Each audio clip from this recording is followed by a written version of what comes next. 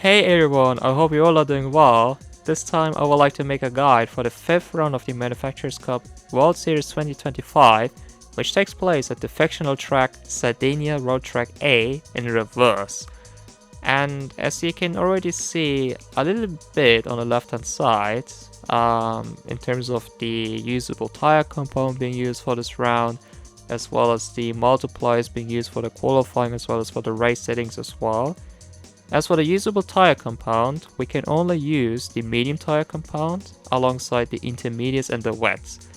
But we can kinda ignore the last two tire compound I mentioned before, like the intermediate tires as well as the wet tire compound, because this is one of those tracks which don't really have rain featured, or like it doesn't really feature the wet weather.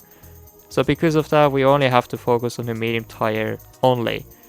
And as for the multipliers being used for both the qualifying as well as for the race, we have a tire 1 multiplier being set to ×3, and as for the race only, a fuel consumption rate of ×2. And you can also see at the top of the race setting there, or rather on the qualifying setting, if I can say that, the qualifying session itself will last for 18 minutes. So it's pretty much the same as the second round of the Manufacturers Cup, I believe, which took place at Interlagos. Because for both of these tracks, for both of these rounds, the qualifying session lasted for 18 minutes. So you will have plenty of time to set your qualifying lap, but because of that, so many other drivers from your lobby will also have the same amount of chances in order to set their qualifying lap. So I assume and expect the qualifying result to be quite tight at the end of the session. But nevertheless, even if you make a huge mistake within in your qualifying lap, then don't worry about it, because you can still restart your lap and still try to set a really good qualifying lap in the end. And at the bottom of the screen there, you can also see that there's no mandatory pit stop required for this race. So because of the tire wear being set to ×3 and us using the medium tires only, there's not a strategy involved. So it's pretty much like a sprint race, and we only have to do 12 laps in this race. But in this video, I also would like to talk about the weather setting being used in terms of the wind speed and the wind direction, me talking about the track, and lastly showing a race simulation. So I will catch you guys in a bit.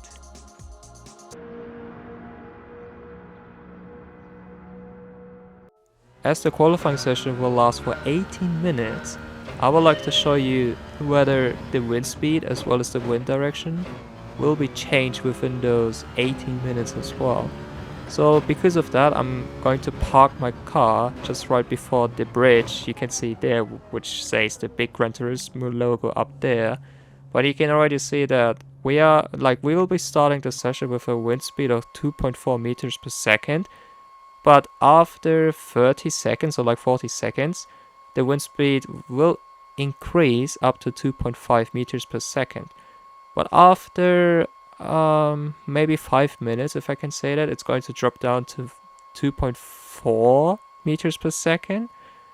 And on the very same time, maybe you can already see it up there, the wind direction has been changed slightly towards to the east. So it already started pretty northerly, if I can say it. But then throughout the session, it's going to drop down even further, down to 2.3 meters per second. So this is like maybe after 8 minutes or 9 minutes. But you can already see the time on the bottom left-hander of the screen, at what time the wind speed is going to change. And just right before we reach the 11 minutes mark, it will drop down even further to 2.2 meters per second. And then after that, it's going to drop down even further to 2.1 meters per second. I'm just waiting for the moment in order for me to showcase it to you guys. But you can already see here that the wind direction has actually changed too. It actually went back to the north instead. But here, just right before we reach the 15 minutes mark, the wind speed dropped down to 2.1 meters per second. But on the very same time, I would like to zoom in even further so that you can also see the change of the wind direction too, because here you can see that the wind direction is shown a little bit more to the northeast direction. I mean, it's pretty much more towards the north direction here, but it's a bit between the north and the east. But the further we go, we can already see that the wind direction changes more towards the north. However, towards the end of the session, I think this is like maybe close. We like really close to us reaching the end of the qualifying session. It's actually going to go back to the northeast direction ish. So if I can already say something about the wind direction here, obviously the less wind speed we have with that wind direction, it's going to help us a little bit better in order to corner turn 1 here. However, we will also approach turn 1 slightly, like with a slightly lower amount of speed, because we don't really have the same amount of strength anymore. However, I think as we already have like 18 minutes time in order to do our session, I think it should be still fine in order to set our qualifying lap.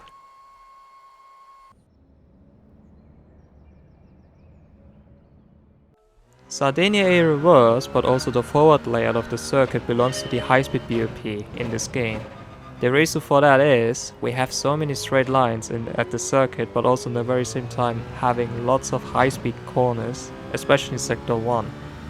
And as we approach turn 1 here, you can already see in a bit that it kind of invites you to place your car on the right hand side as much as possible to have a better line through turn 1. However, try not to use the right hander as much as possible. There's also the weight transfer included, but on the very same time, you're kind of forced to cut this corner a lot. But please be careful, because if you cut it a bit too much, then you will receive a track limit penalty here. The braking point for turn 2 is just right before the one on the braking marker for me personally, and you also have to try to use the inside curb as much as possible for having a really good exit. Now for the upcoming right-hander, like for the blind right-hander, it's really crucial not to hit the wall on the inside, but on the very same time try not to use the grass on the left-hand side. Because if you use the grass on the left-hand side, you will have less grip for the upcoming hairpin, and if you have less grip, then your braking distance will also increase and you will just miss the corner here.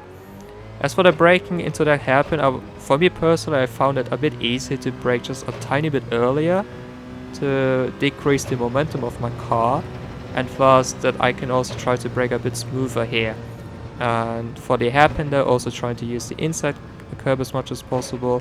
For the last corner of Sector 2, the braking point for me personally was between the 100 and the 50 braking mark, but depending on the braking capability as well as the speed of your car, it might change, so you have to watch out for that one. The braking point into that corner was just right before the 50 braking marker for me personally.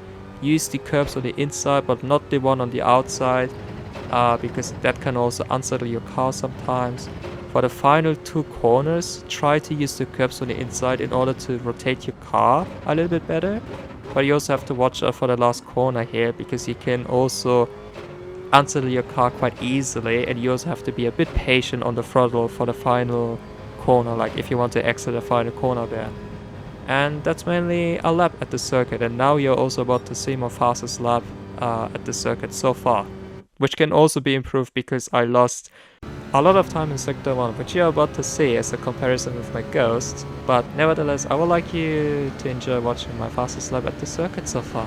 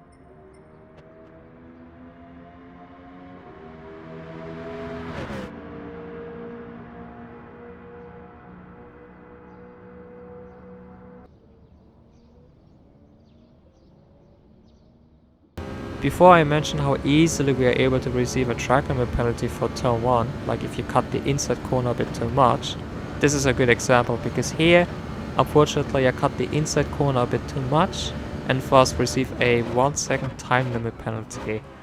The other area where you can also receive a track limit penalty is actually the following right-hander, because if you use the grass, like the exit of the following right-hander on the left-hand side, I mean, like this area here a bit too much, then you will also receive a half a second time limit penalty. So please watch out for those two corners especially.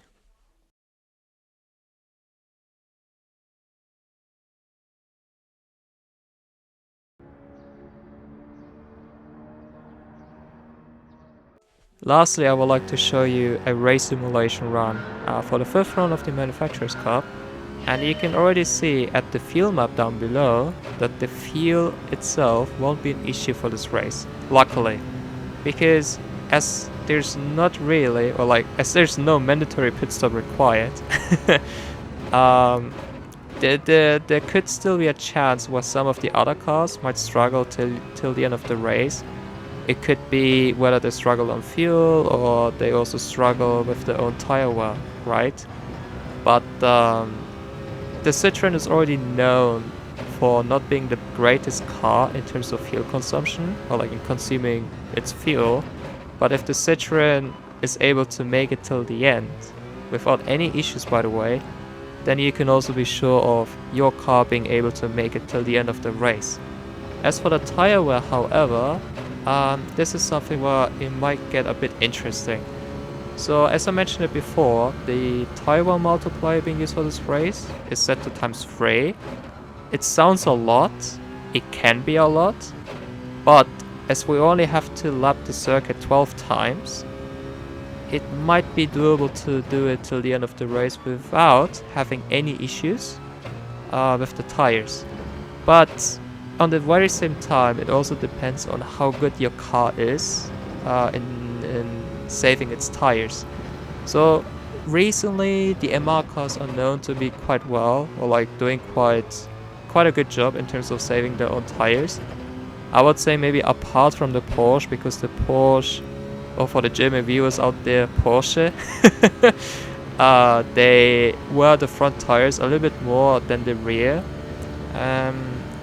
For those kind of cars it might be a bit of an issue, but in generally the MR cars might do a really solid job, probably.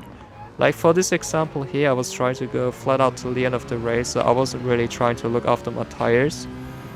But you will notice that towards the end of the race I was struggling a little bit with the tire wear, because the lap times were also dropping a little bit at the end of the race. However, there were also few laps where I was doing some mistake on my own, so it could have been a faster run overall for sure. But talking about the FR cars, however, there are a few FR cars out there which struggle a little bit in terms of saving their own tires. And like on the previous video, I probably mentioned it there. Cars such as the GTR, the Genesis, I would also say Subaru WRX. I think the WRX is even worse than the previous cars I mentioned. Like those kind of cars, they probably have to save their tires a little bit more, or maybe even much more, like the much inside the brackets, a bit more than the MR cars. So even if the FR cars might start the race on the front, towards the end of the race it might turn out to be an interesting race, because the MR cars might probably have better tires overall compared to the FR cars, because you also have to keep this in your mind that we are driving on a high-speed circuit, and sector 1 here especially, which you're about to see, like turn 1 is a really high-speed corner, and after this first hairpin here, we also have another high-speed corner, like the following right-hander. So during those two corners, the FR cars might struggle a little bit with the turn, like with with making the corner, or like by turning in. And this is maybe something the MR cars might be able to capitalize in the end. But as the slipstream setting has been set to realistic, dirty air is also going to be a factor. So this is maybe something which might save the FR cars compared to the MR cars in this race. But this is obviously something we just have to wait and see, right? And obviously in this example run, if I can say that, the wind speed is also much higher than the ones which will be used for the Manufacturers Cup. So even though you might be able to see those kind of lap times here, these might also change when all of us join the real lobbies on Wednesday this week. Yeah, what else? Wait, I'm actually a bit lost. What is it? Yeah, so in terms of the strategy, it's pretty much a sprint race. We don't have to go into the pits. But from my side, if I have to give you an advice, obviously you can try to be a bit more aggressive in terms of your driving style for the race. However, please make sure to look after your tires still, and also try not to be risky into turn 1 all the time, because turn 1, as you can already see here, I was having so many occasions where I had to keep my car stable or like catch the drift sometimes, or like even the slide. So for me personally, it was always a bit scary with the Citroen, because if I cut it a bit too much, then there was a chance of me receiving a track limit penalty. But then in some other occasions, the car was sliding a lot, so I was also trying to catch it all the time. And if I missed turn 1 ever so slightly, then I had to lift a lot and thus ended up losing a lot of time. But this is also something I wanted to mention about turn 1, and mainly for the MR cars. If you place your car in the middle of that curb, there's a chance where your car might bounce off of it, and you might also end up in the wall. So you really have to be careful about turn 1 at the circuit. But yeah, apart from that, that's mainly it. It's pretty much a sprint race till the end of the race. You don't have to worry about the fuel. As for the tire wear, obviously it depends on your car, but normally it shouldn't really be an issue. But my advice is still, please make sure to look after your tires ever so slightly, so that you will have a much better time towards the end of the race. Because at the end of the race, you will also see the tire wear I was having with this car. Once again, I would like to mention, I was trying to push in terms of my driving style. I mean, like trying to use an aggressive driving style here to see how the tire wear will look like at the end of the race. But this should still be a really good indicator, or like a really good reference for you all, like how the tire wear is going to look like towards the end of the race, and also what the lap times you should also be looking for in this race. But from my side, I think that's mainly it. I would like to let you guys enjoy the rest of the race simulation run here, and hopefully all of you will also have a really good race on Wednesday. We only have to do 2 more rounds, and then the Manufacturers Cup season is over for the official season. And after that, we go straight to the Nations Cup, which is also going to be quite interesting. Let's see what the calendar is going to look like. But next to that, obviously I would like to wish you a really nice day. I apologize for the slight delay of this video here, because I was quite busy, and maybe you might hear it from my voice, I'm a bit tired. So I also deeply apologize for that one. But apart from that, once again, thank you for your continued support. I appreciate it a lot. I also appreciate all the feedback I can receive in order to improve on my videos, and even on the quality of the video itself. But if there's anything else I missed, or I missed covering up for the 5th round of the Manufacturers Cup, please let me know on the comment sections down below, so that I can also try to reply to your questions. And hopefully I'll be able to see you guys on the next one. So until then, have a nice day everyone, and cheers!